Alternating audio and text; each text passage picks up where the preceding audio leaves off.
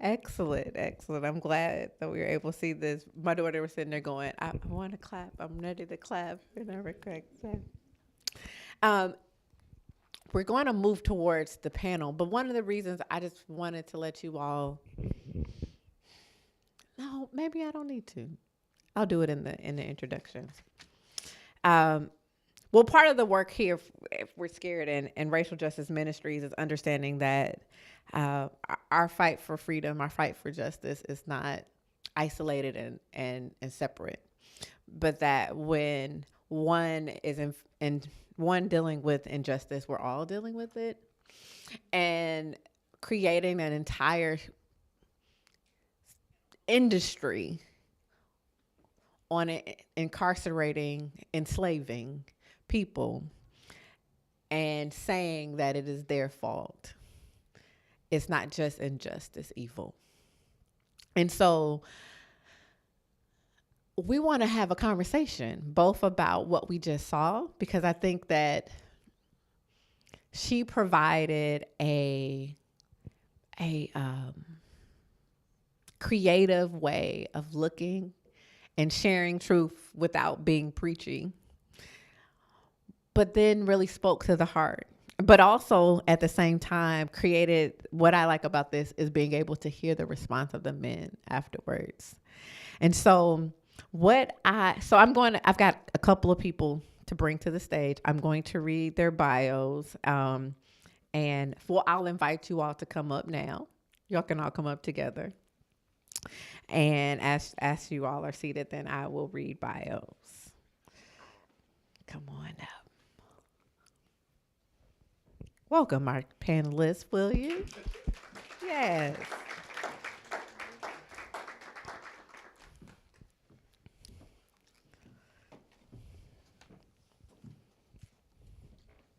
Our first panelist to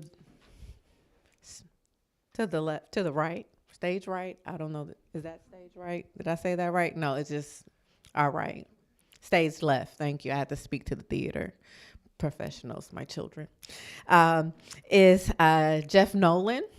Jeff Nolan served 10 years in prison, and he is an activist for prison reform, restorative justice, and helping disenfranchised people in his community.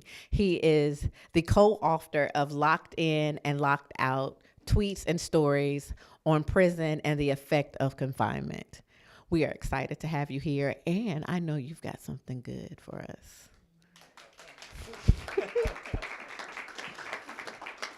Next then, we've got Cameron Robertson, or Reverend Cameron Robertson now. Yes. Cam was born and reared in Mobile, Alabama, and now resides in Nashville, Tennessee. And is currently serving as the inaugural Restorative Justice Fellow for Scarritt Bennett Center and Tennessee. Oh goodness, now I can't. Higher Education in Prison Initiative. He is the liaison for the students at the Turner Center who are, while in prison, still students at Belmont University, and he makes sure that they have access to the computer lab for those 3 hours a day. 2 hours a day, so that they might get their work done and be on the dean's list, because they are amazing. He specializes in the area of post-secondary education and theological anthropology. Cameron uses that experience to reimagine social institutions as sites for liberation and innovation by precisely focusing on providing more equitable opportunities for educational attainment. Cameron has been able to put his bachelor's in medicine, health, and society he earned from Vanderbilt University to good use. Over the years, his capacities as a scholar, athlete, activist, artist, andragog, I don't know, andragog, and clergy. Come on, see, he got them. I didn't. I'm just saying. I know, I love it. And clergy has garnered some recognition. However, The pursuit for higher calling gets him up in the morning. When not at Scarritt, Cameron is an avid musician and loves spending time fishing, traveling, and watching live music. Welcome, Reverend Cameron Robinson. Yes. Last but definitely not least, Theeda Murphy is an activist, counselor, and dreamer. Born in Chicago, South Side, right? West Side. Wow. I didn't even know the West Side existed. I'm sorry, South Side over here, but I love you still. I love you still. Love you still. Her earliest memories are rallies, marches, and community advocacy. She is a proud product of Westwood University and Fisk University, both historically Black universities. Come on, moment for the Fiskites, all right? Her experiences working as a crisis counselor in community mental health has given her a deep understanding of the mental health delivery system and unsung heroes who are dedicated to helping the most vulnerable in our society. She currently serves as the executive director for No Exceptions Prison Collective, where she uses all her knowledge and skills towards abolishing the carceral state and healing the harm that has been caused. So let us receive our panelists, and I will pass this on to you. All right. Just a hand for Reverend Kelly X. Just a hand. Thank you so much for articulating the vision and bringing it to life. So I am here to moderate this discussion. Truly, you all saw the film, y'all witnessed it. It was dope, okay? Capital D, capital O, capital P, capital E, exclamation part on the end. And so when you talk about speaking truth to power, speaking truth to power with power. Okay, some of y'all will catch that at the end, you know. So but truly excited. I cannot wait to engage in some fruitful, some wonderful conversation. And so we're just gonna hop right in. And so we're in conversation together. Okay, so we have our esteemed panelists here today, but there are gonna be opportunities that I would like to hear from you all as well. So if you all will indulge me for the next however so minutes that they give me, is going to be awesome. So we're going to dive right in. So the question that I have for us, for our esteemed panelists, and we're going to once again open this up for everyone, but what were your initial reactions when you saw this documentary film and when you heard about this play called A Peculiar Patriot? Like, what were initial reactions? Anger. Oh, wow. Anger and love for the gentlemen that are breaks my heart when I see him, because I was with gentlemen like that myself. So it's I hope this doesn't feed back, but just love and anger is the ones that just keep resonating with me. And being part of kind of a plantation myself in Tennessee where I was at, I worked for Tricor, where those books were printed at. That was purposeful because it brought great joy for those gentlemen that I love and fought with while I was away, that they actually printed those books that a few of y'all received there. And it's just pain. It just pains me. It's just pain. Exactly. Oh, wow. Oh, wow. There's a different level of investment that you have in a film like this, and with a play such as the one that Liza Peterson put on. And so when you speak about anger and pain and different things like that, it's like being there, seeing yourself in those shoes. Yes, and I'm trying not to cuss. I am, because those gentlemen, and for me as well, I'll forever be known as 473179. It's my TDUC number. I am the property of Tennessee until I fucking die. Sorry. No. That resonates so much with me and pains me so much. And that's why I've tried to have co-written a book with somebody that's my dear friend that I talk to every day, that everybody in my community is impacted by. So it affects me greatly, and it affects so many people out there. So Absolutely. I'm talking about that real, that raw emotion. Okay. So- First initial impressions. Yeah, I'm pretty pissed myself. I mean, when she talks about how people's lives are just thrown away, like they're nothing. And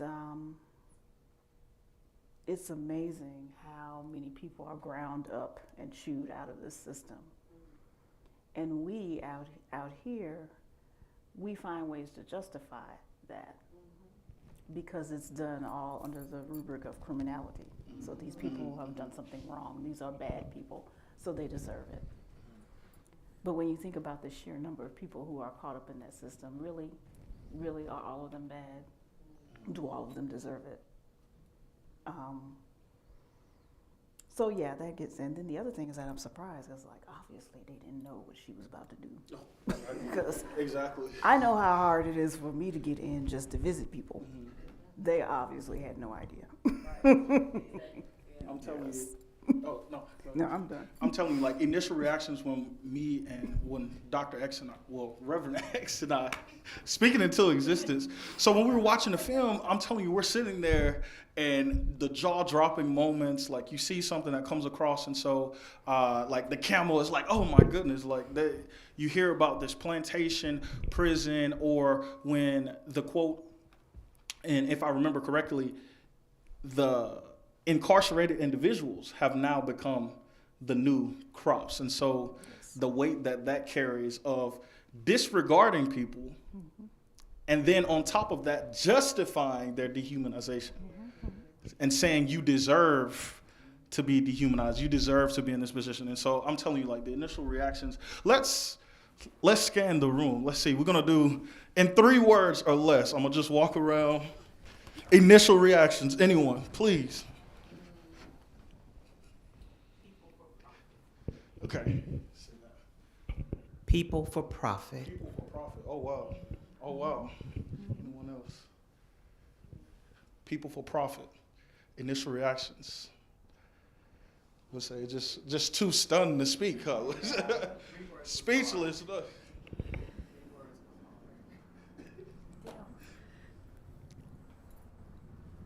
More than that, how did she get in? That was the thought. Like how the brother who brought her has some pull, Right. because how did she even get in? That was my initial thought. Yeah. He was incarcerated there. Prior to, right. Yeah. But they approved it. Exactly. It takes a level of approval. There's a lot of level of approval to have for this. Right. Exactly. Like anyone who goes behind the walls, especially on a regular basis, there are so many steps and so many chains of command that you have to go through. And so I'm sitting there watching it. When I'm first watching, I'm like, wow, like this is some revolutionary, innovative stuff for a plantation prison. And then I'm like, wow, okay, this is great. Like Angola is taking the steps. And so when it gets shut down, like immediate reaction changes. Like it kind of shifts. And so I start to feel these like, oh my goodness, that pain, that anger and stuff. Yes. And so I just thought that was interesting. And so I have a couple of notes and questions and stuff like that. And for those of you who are not familiar with the play, if you want to go watch the documentary is available on Amazon Prime. So if you want to leave and watch it 100 times, I would definitely suggest it. And every time you watch it, you're going to have a different reaction and a different revelation every time you see it. And so for those who might not be as familiar with the play, which we don't have the copyrights to, we have this one-woman play, and the main character is a woman, a black woman, by the name of Betsy LaQuanda Ross. And so you see right there the play on words with this black woman that is talking about mass incarceration and the injustice of our criminal system in America, because we know Betsy Ross is most famous for the creation of the...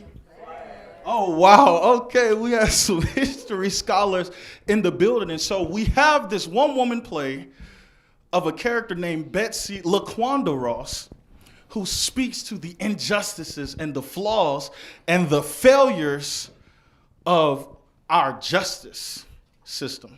Question mark. Quote, justice system. Question mark. And so I have a couple of topics that I just want us to highlight. This is wild, extremely wild to me. And so as we think about the history and the legacy of this Plantation Prison, Angola, AKA the Louisiana State Penitentiary, how has the influences and the developments of plantation prisons, specifically Angola, but more broader across the United States, how has that legacy of slavery and racial oppression affected the culture and practices of institutions of incarceration across our nation? I know that that's a lot. That's a loaded question. That's a loaded question. So how has this legacy of slavery and racial injustice influenced the way that we practice, like, incarcerating individuals in our nation? Well, the whole purpose of policing comes out of the slave patrols. So the whole purpose of policing is to control and surveil oppressed communities and keep people in their place. The whole thing about public safety is just a fig leaf. It's not about public safety. It's not about public safety at all. It's about keeping the people who are supposed to be on the bottom, and feeding the economic system that exploits them. That's what it's all about. And so policing and prisons, that's what they do. That's how they work. And that's why any attempts to reform them fall flat, because they are doing what they are designed to do. And you can't reform something that's working perfectly. You said a mouthful just then. They are performing the way that they were set up to perform. Yes. So our criminal justice system, are you saying that our criminal justice system is not necessarily failing, but is No. doing exactly what it is Is doing been exactly. designed to do? Oh, wow. That needs to be on a news headline right there.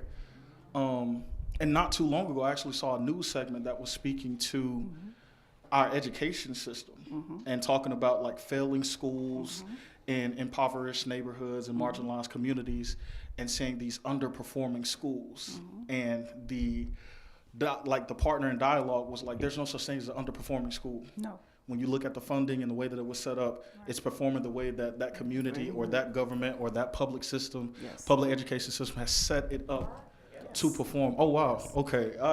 That's chills right there. That's chills right there. Can you speak to a little bit more about, like, the racial and that slavery legacy and all that good stuff? I was probably favored because I'm a white guy. I bet if I would have been an African American gentleman or a woman, I probably wouldn't be sitting here right now. So yeah, that's the only input I would have on something like that. But I know that I probably would still be there. So I'm sure I was shown favor based on having some kind of education that I was favored to get. Beyond that, I don't have a real comment. Just I agree with everything Theeda's saying there, and what we're all saying here. It's when you said by design, it actually makes me think of, like, when she was going through the shakedown of going through pat down, and we all know that that dehumanizing effect that it has on you. Again, is by design. Yes. They can make you feel just like nothing, insignificant, even when you haven't done anything wrong. If you're just coming and just visiting. I remember my God bless my mom, she's 88 years old, but her having to go there and being kicked out of visitation. And she can't hear real well, and that was by design. They think we're monsters there. So that's all I got. And what you're speaking to, we actually saw a couple of scenes in the documentary film that dealt with some of the specific instances and issues that they have to deal with. So how expensive it is for families to even maintain contact. So phone calls, writing letters, all of that, that's money adding up.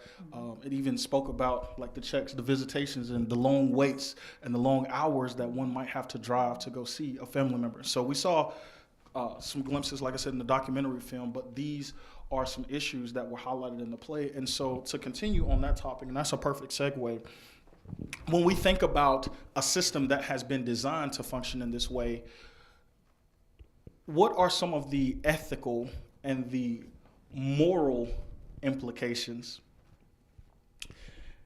involved in operating a prison, especially when we think about it being operated on a former plantation site, or how can these considerations inform our understanding of the issue as a whole? So once again, it just shows that it's all economic. It's nothing about public safety. There is no, public safety is really not a consideration at all. Companies have whole business models that are predicated on putting as many people into those warehouses as possible and keeping them there for as long as possible. So there is no incentive to reduce the prison population. The incentive is to have it grow, which means then that the incentive is to have as many things classified as crime as possible. So the idea of crime and criminality, it becomes meaningless. It becomes meaningless because now everything is a crime, especially characteristics and behaviors that are associated with specific groups of people. That becomes targeted as being criminal. And the underlying motivation is economics. Oh, wow. So the moral compass of our nation, if you can call it a moral compass, is basically, if you can monetize it, you can criminalize it. That's right. right. Oh, wow. That's oh, right. wow. Would you care to add? Can I use it? I Oh, like that. I'm gonna use it. You just got to give me credit the first two times. The Okay. third time is yours. Okay. But if you can monetize it, you can thus criminalize it. Okay, that's where the moral compass of our nation. Oh, wow. Would you care to add? The moral aspect of it, I guess, makes me think of a warden that used to be where I was at South Central. I won't say her name, but she was at a conference one time, and when she was referencing former insiders like me, all she saw was dollar signs. That's all she saw was dollar signs. As far as a moral compass and the economic impact of that, she's not alone by that. And that economic part is still affecting me now, and so many other people. Once you're past incarceration, it goes on until I die, and many other people. That's right. It's never ending, and again, by design. By design. You talked about the new crop, so to speak, a while ago. My crop has gone to the streets. So I'm still paying these fees, still haven't played polygraph tests, and even though I'm doing nothing wrong besides trying to speak. So it's, again, by design. So I'm really interested to see, as we continue to talk about the economic aspect behind the nation's moral compass and our justice system, how many have heard that myth of tax-paying dollars? It's our tax-paying dollars that are. Have you all heard that myth? I know I have. Like, it's our tax dollars are going to house criminals per se. And so when we listen to the real and we hear the truth that is being spoken with power, it kind of flips that on its head. It really does. Like, when you engage in the material and you make yourself aware and you start advocating and you start learning and going out and seeking and educating yourself on what the real issue is, what the politicians might be telling you is one thing, but what's on the real, it's going to be totally different. And so that's why these discussions are important. I'm excited. Let's keep going. Do we have anything to add? Let's keep going. Okay, so when we see this documentary film and we hear the experiences of those that we know who have been incarcerated, like what do we learn about their experience, and more so their experience as it pertains to their loved ones, because I've often heard that a lot of the times it is not just that individual who has been charged that does the time, but the families do the time as well. And so that was something that was hit on in the documentary film, and I would love for us to explore that, because I mean, when we think about it, each and every one of us in this room, if we really think about it, we know someone, or we know someone who has served time at some point in their lives. I mean, when you just look at the statistics, 1 in 3 black men will have that. We have 2 in the room, so the next black man that you see statistically will have served time behind bars. Okay, can we speak to that? Yes, I mean, she mentioned the cost of phone calls, which is astronomical. And really the only way for people to keep in contact with each other is through the phone, because mail is so restricted. And it's crazy. But the other thing that is really, really, really becoming an issue and a problem is commissary. And as you think about how much is supposedly spent to maintain people who are incarcerated, well, those of us who deal with people who are currently incarcerated know that they're not getting much of anything. They're not really even feeding them, especially in core civic prisons. A private company that is getting millions of dollars to maintain these facilities, and they're getting peanut butter sandwiches as meals twice a day on moldy bread. So they're not providing them food. So if they want to get food, they have to get it through commissary. And the prices for commissary food are extremely inflated. Astronomical. Astronomical. And it's the families who are providing the money for the commissary food. So definitely the families do time along with the insiders. And then we talked about them going back and forth, driving back and forth. And when you get there, your visit could be denied. Yeah, they definitely do time just as much as the insiders do. Yeah, that's 100%. I totally agree with Theeda.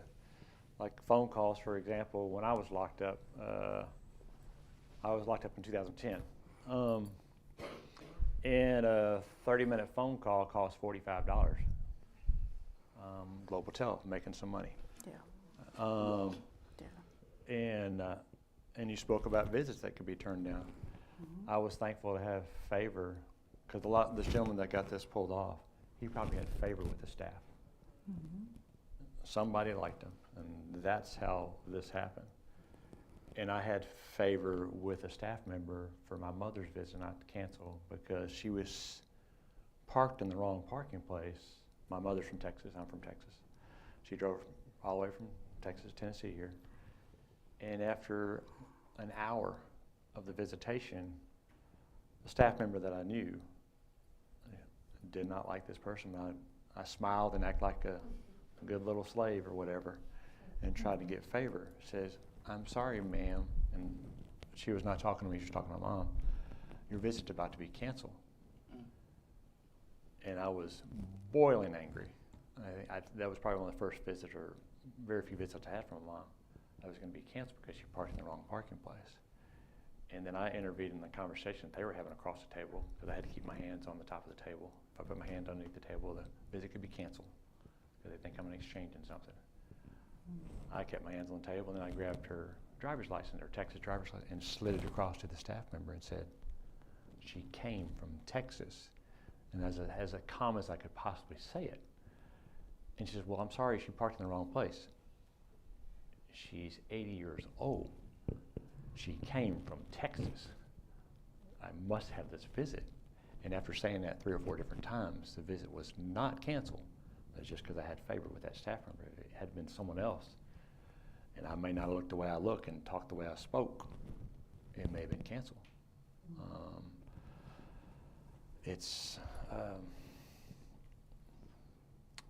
I don't know, it's overwhelming for the family. And my family has been, thankful I still have some family that still contacts with me, but majority of them don't.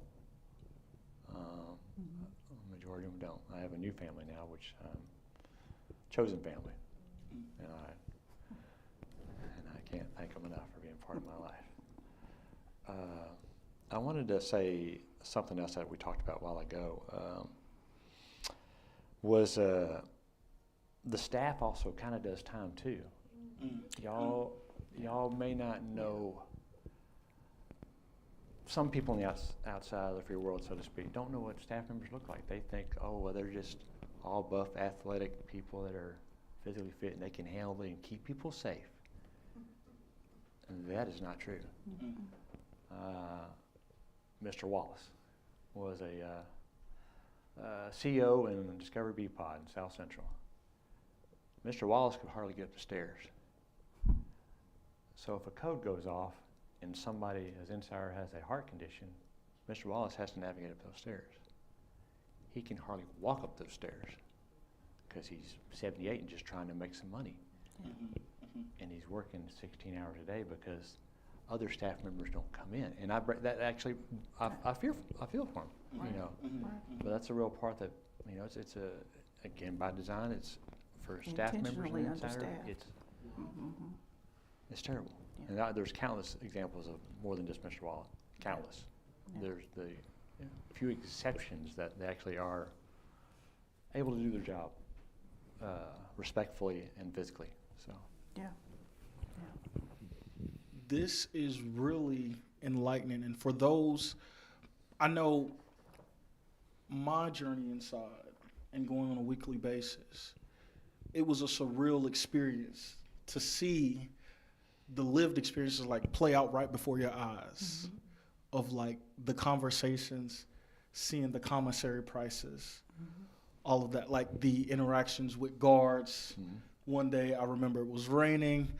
We all had on like our rain jackets and ponchos. And so at the specific prison industrial complex that I go visit, it's Turney Center, and it's located about an hour and a half west of Nashville in not even a town, but a municipal community named Only Tennessee. Oh, wow. Like, that's just Only Tennessee. And so you go there and you see the white lines, no windows, one barred, like a cage door at this level, this stop, and then at the next checkpoint, it's another like guarded cage door. And so you see these things and it's like, wow, it's already hard enough to maintain these relationships, but to go through all of that, make a drive, and it potentially get canceled.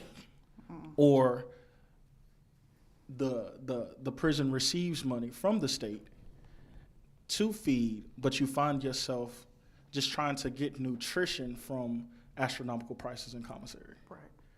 Like, this is absolutely, like, it blows my mind, but this is what America calls our criminal justice system. Yes.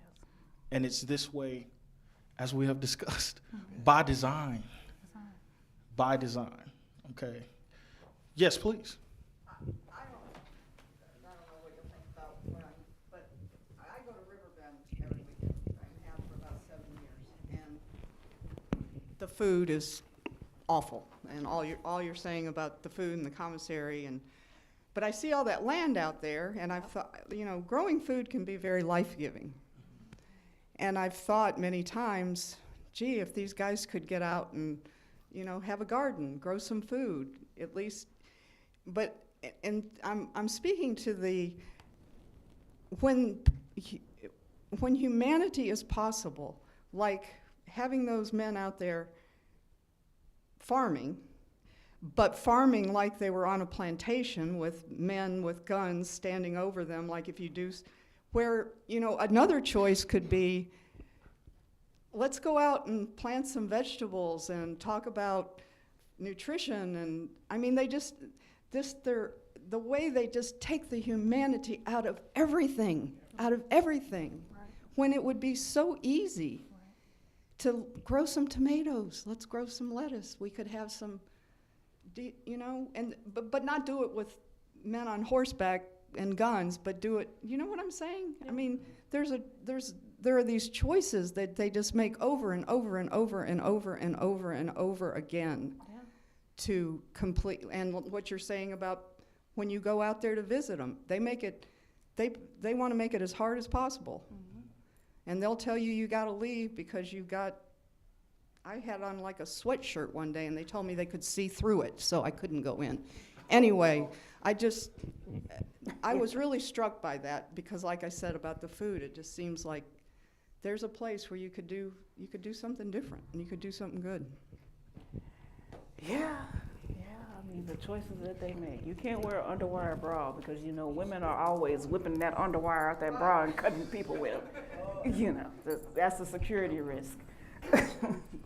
It's ridiculous. Flip-flops, Flip-flops. camouflage. That was a visit that I was denied for wearing a camouflage shirt one day. I thought that was, you can't see me, you know, so it was just, it's really, it's wild. It's because if there's a riot, they don't know whether if you got camouflage on, whether you're But part they're of the not riot wearing or coat. part of the people coming to, which is silly. It's What'd you very say? silly. The rationale. The Yes. rationale. It's a slippery slope. It truly is. I thank you so much for visiting Gather River Bend. That's wonderful, and then to see the inside of where they're living at. And you spoke about growing vegetables. If they were to do that in that beautiful thing that you're displaying, again by design, they don't want them doing that because they want them to buy the damn commissary, which costs $5 for a chili pouch, and you make 50 cents an hour. Yes. That's not going to work out. Right. Because you got to pay your phone costs too. So hey, but you going inside, the gentleman or the woman you may see, touching them and embracing them and looking them in the eye means so much to them. You may not know it, but I'm telling you it does. Being present with them. Yeah. It's all about community, regardless if you're inside or outside. It's all about community and loving one another. Absolutely. Yes, please. It's okay. I'm an attorney and I represent men either on death row or facing death row. And so I've been to River Bend many years and actually got started in my work in Angola and to let you know the depravity of it. I went and visited with a client whose case I had been a part of after he was resentenced to life without opportunity of parole. Drove through the prison plantation and saw those very lines of men and the men on horseback. And when I was sitting and visiting with my client, to what you were saying about commissary, I asked him if the food, the produce grown there on the prison, then ended up in the prison. The chow. The chow line, yes. And he said, I've been here for 18 years and I've never seen a vegetable in that whole time. Wow. That's true. So they are They're selling it. producing this food. If you can monetize it, you can criminalize it, right? They're That's right. producing this food, That's right. reaping the profits from its sale, and those who are harvesting and planting and tending to it were paid, this was 1998, 3 cents an hour. Mm-hmm. And reap no benefit from it, literally reap no benefit. And I will also say to what the gentleman said about his mother visiting from Texas, I have clients in another state on death row who are held in isolation 24 hours a day. They're allowed out of their cell 1 hour for 4 hours a week. They can either choose to go shower or they can choose to go outside. But when they have visitors, they are subjected to a full strip search and body cavity search, which they find so dehumanizing that then they forego their visitation. I spoke with a man who said, I can't sit down and talk to my daughter after they have done that to me. And so they are forced into a situation of sort of submitting to their own dehumanization. They can't go through that and they cut themselves off from people. And so I am glad to see you here tonight. I am curious, sir, if the state, the same state that locked you up and held you, did anything to facilitate your re-entry. And to ask, I'm an attorney, I make my record. You want me to? speak on that. Speak on it. Speak on it. Speak on it. Speak truth with power. Without cussing? Hey, All right. keep it to a. I'll keep it to a limited. They did absolutely nothing. Nothing at all. I worked at Tricor for 7 years of my 10 years while I was away, and I did all kinds of wonderful things for that company. I did payroll, I answered emails, I did sales orders, I did all this stuff that free world people could be doing, but they could pay me, hey, big money. I did make $1.25. I started at 25 cents an hour. But, and if you look up their mission statement, it's like helping offenders for successful reentry into society, something along that lines. I don't want to even really say it because it makes me nauseous to even say it. They didn't reach out to me once, not at all. They handed me some papers that say, hey, do this when you get out. None of those companies would hire me. And that actually even happened once I got out to another organization here, I won't say any name, that it wasn't useful at all. And the same thing even happened with like their reentry specialist with the compound. All she kept doing was say, hey, do you have your driver's license, your birth certificate, some other form of ID? There it is. Thank you. I appreciate that. I had all those three done because I was very persistent about getting those done. And once those three boxes are checked by them, they don't know what to do. They haven't a clue what to do. When I keep asking questions, where can I go, where can I live? Not a clue. And if I hadn't have been resilient and had my community around me to help me get back with a successful reentry, I would still be living in a poop hole and by design.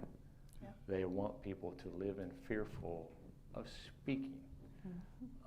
They don't want you to write about it, talk about it. They want you to live in the worst part of town and just go away. And get ready to go back in. Absolutely. Yeah, because I've already been. Recidivism. Yes. I've been threatened that myself from going back in. Yeah. And I praise God that I'm not back in. It's a very, the leash is short for me, especially in this beautiful state, but this state is, politics or another topic for that. Another time for that, I'm sorry. Do we have any more? Yes, please. You said that the system isn't broken. No. It's working exactly as it should. Yes. However, this is not a justice system. No. And so what is your answer to the problem of a well-oiled machine that is made to dehumanize people, separate them from their families, place them in situations that allow them, that hopefully create a situation that they go back? How then do we stop this? Well, we need to invest in what we know are the real things that cause our society to be healthy, not just safe, but healthy. And that is good education. That is having work that pays your bills, and having housing that is stable and nice, you know, and not having to worry about where your next meal comes from. These are the things that not only makes a safe society, it makes a healthy society. And we know this. And can you say the dirty word for me? Which Abolition. abolition. That is not dirty. Not dirty. Abolition. Yes, please. And so in a society like that, policing the way it is, prisons, we don't need them. They become obsolete. They remove themselves. Yes, please. It's fighting on so many levels, because You said something earlier about making so many things, criminalizing so many types of behaviors. Yeah. And so you find these children that are fueling the school to prison pipeline, and it's just a never-ending circle. And so often we talk about breaking generational curses, but here the system is creating generational curses, because you have these children who have been criminalized, who then are put into the system, and then they go through the system, and then when they get out, they're put in situations to put them back in the system. Exactly. And it's a never-ending wheel. So, you know, I sit here, and Kelly said something to me earlier about the sweater that I have on, and then I looking at my sleeves, and I'm like, I'm wearing my heart on my sleeve, literally, because this is so, I don't even know what my heart is doing right now. It's just moving, kind of, that you said that if everybody in here either knows someone in prison or knows someone who's been incarcerated, right? Right.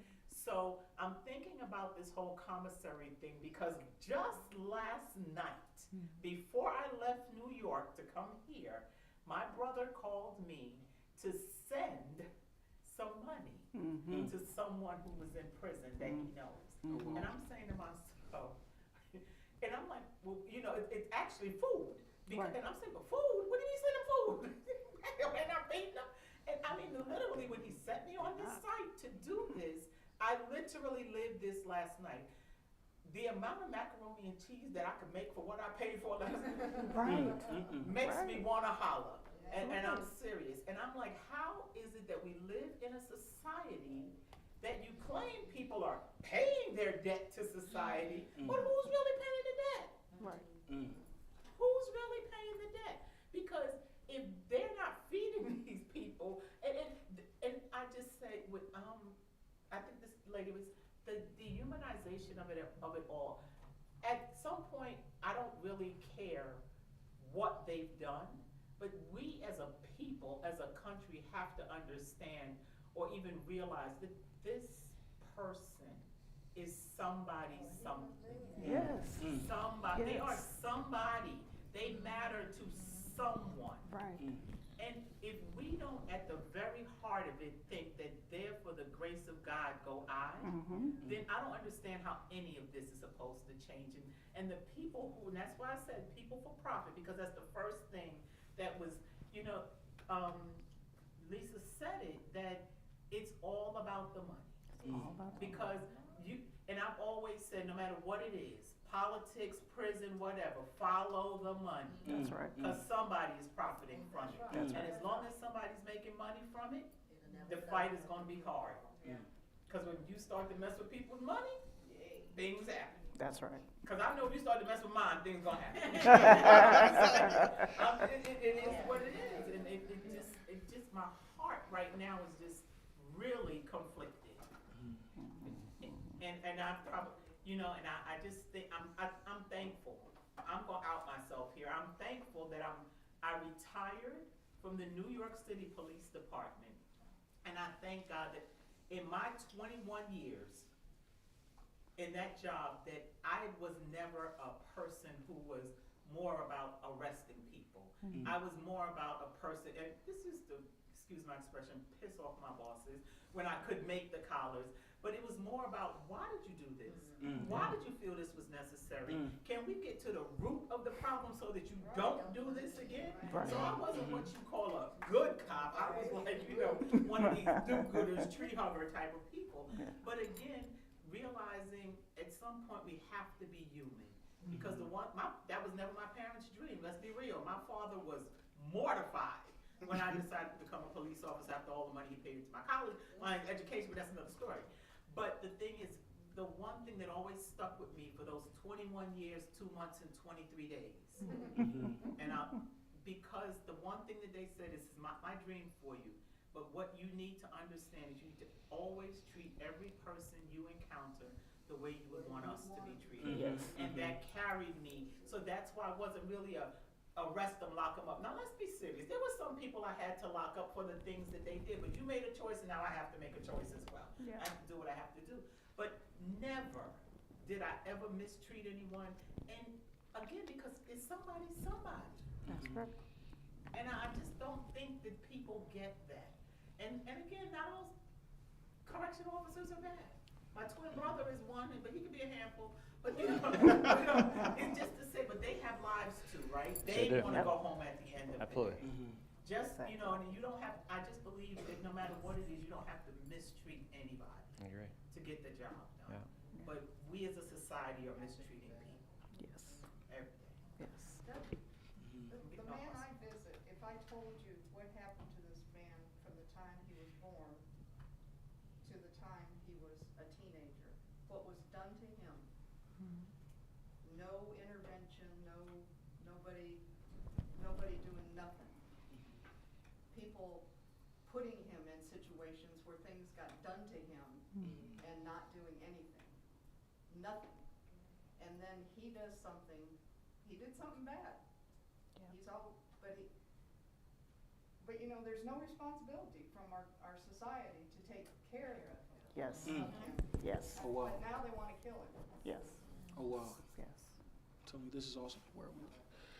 Okay, this has just been amazing discussion, and thank you all so much for everything that was offered up in this space, in this atmosphere today.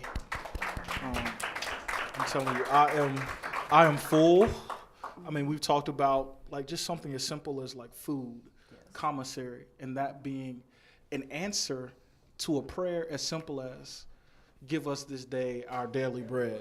Just something as simple as that we might take for granted. But the beautiful thing about this is that we're doing the work now in raising awareness, educating ourselves, sparking conversations about these weighty topics, listening to the stories of the lived experiences of individuals who have served time. And so I am just a round of applause for these panelists. Thank you so much. Thank you so much. This has been absolutely amazing. And so as we continue to do the work, continue to educate ourselves, I know we heard this term that starts with an R, recidivism. We don't want to take for granted that everyone knows what that means, because 2 years ago I didn't know what it means. So does everyone, when we talk about recidivism, we're talking about the rate for those who are first-time offenders, those who have been incarcerated, to go back in. Okay, and so when we talk about that R word that we've been hitting on and all that good stuff, didn't want to take that for granted. But yes, this is where the work happens. And so I'm so thankful for initiatives like this, for panels and discussions and documentary films and visions and missions like this to do our due diligence in creating a more just society. So thank you all so much. I'm going to turn it back over into the hands. Yes, Okay, so here we go. before we leave, come on, Jeannie. I know you saw the she- flowers. Oh, yeah, she I did. know you saw the card. And then I insisted that you had to be here. Come on, Jeff. All right.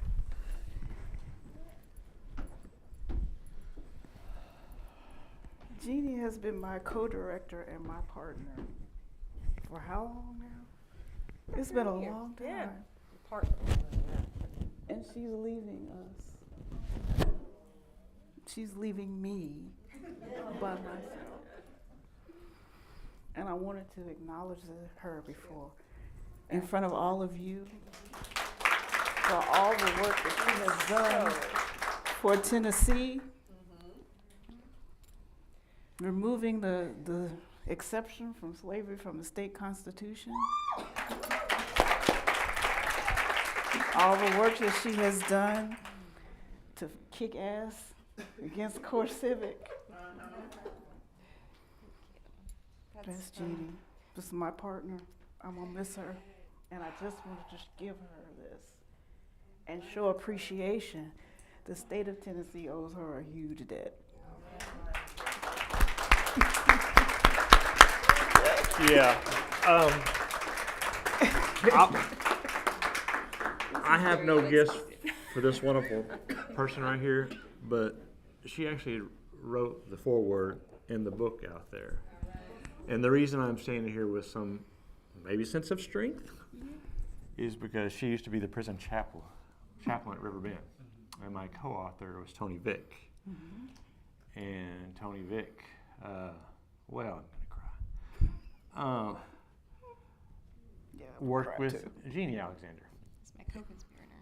Yeah, he's a co-conspirator. And Tony said, when you get out, if you happen to come to Nashville, which I did not want to come to Nashville, find Jeannie. And means the world to me. And I probably cussed some people out at one point in my life that I probably shouldn't have cussed out. And she thankfully said, you need to be quiet because you can go back in. But she, so to speak, really talked me off the, I just love you. And I appreciate you. Important part of my life. So she's a wonderful human that's humble as hell about her success. She doesn't like to talk about it. So Thank you. you're welcome. Thank you very much. I don't think I should say anything. Actually, it's not my night to be up here. And the panelists have been amazing. This has been incredible. And abolition is never a dirty word. It is a necessary word. Oh, it is definitely. Absolutely. I knew you were saying. Okay. So, thank you. I love you. Whew. Yeah, thanks. Thank you so much.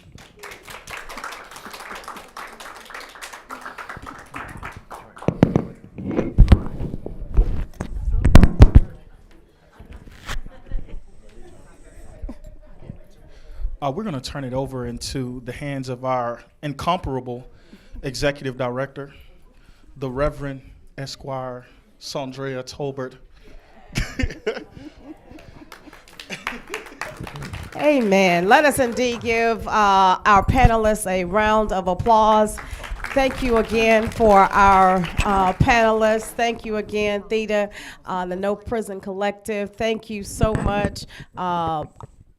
International Black Film Festival. Thank you, Reverend Kelly X, and Reverend Cameron.